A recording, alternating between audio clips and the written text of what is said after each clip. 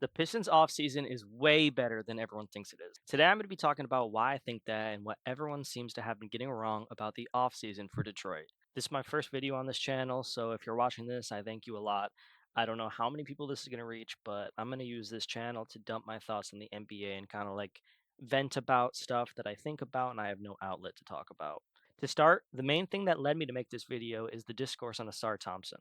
The media seems to think that Asar is worse than his brother in every way, and it will stay that way, when in reality, that doesn't seem to be the case. Asar was sidelined for 8 months with blood clots and didn't get to finish his rookie year or start his sophomore year on the court. This also means that while his brother Amin got to work out and practice with the Houston Rockets during the offseason, Asar wasn't cleared for basketball activities. This explains the gap in their game, and it should not be forgotten when comparing the two of them. Obviously, we know that the Thompson twins are amazing on defense, but their offense could use some work. Asar has shown that his cutting ability is already elite, and he just needs to work on his mid range game. And in a perfect world, get his three ball up to average at least. Next season, I don't think this will happen, but if he gets good to great on this, it would make him a two-way star and put the league on notice while also making the Pistons even better than they already are. Last season, Asar played 59 games and scored 10 points in only 20 minutes and shot 53% from the field. Now, this was only on cuts, fast breaks, and dunks mostly, while he was shooting a bad 22% from three. He is 6'7" and is a great athlete, so he will only get better once he gets stronger and gets more adapted to playing against people in the NBA with their bigger builds. I think his development next season will lead the Pistons to make a huge jump, as I'll say later in the video, in multiple ways, opening up the offense for him to cut on defenders even easier if he has a mid range. Pair that with his amazing defense on the other team's best player, and Detroit has a great piece to use in their offense and defense, and I can't wait to see what JB does with him. Another thing no one seems to be talking about is how Jaden Ivey will be back from injury this year.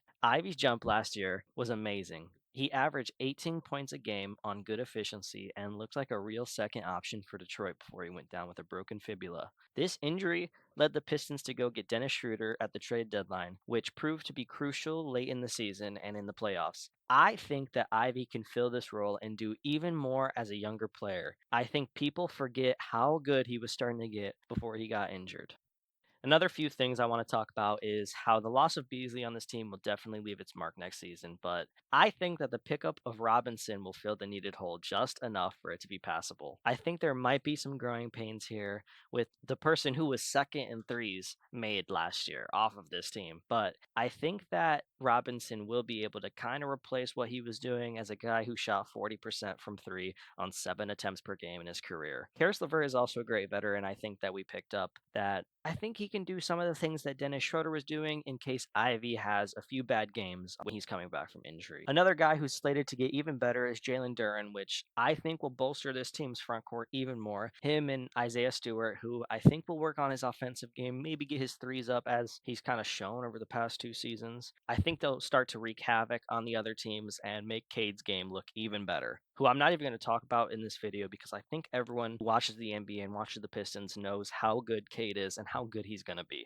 Overall, I do think that the Pistons will be a lot better than people expect due to them not really watching the past few years. Very rightfully, as a Pistons fan, I almost wish I didn't. The development of these young guys such as Duran, Ivy, Asar, and even the rookie from last year, Holland, who looked great in the Summer League, but, limited games in the Summer League, you can't really think too much of it. I think he can make some much needed strides, though, and maybe put the ball on the floor a little more and help out the bench unit. I personally have the Pistons slated to be fourth this year in the East, which I know it's a weak East, and I am a Pistons fan. I'm going to disclaim that right here. So I might be a little high on them, but I think that this team will win their first ever playoff series in what feels like forever, in at least in this core. And I do think that we'll start a little slow, but we'll finish off strong. Thanks to anyone who watched this. I don't know how many people this is going to hit, but I'm kind of using this to vent about things I have to get out, and I don't really have an outlet. So if you guys want to hear anything or, if you have any questions, let me know. If this does reach anyone, again, thank you if you made it to here. So, bye.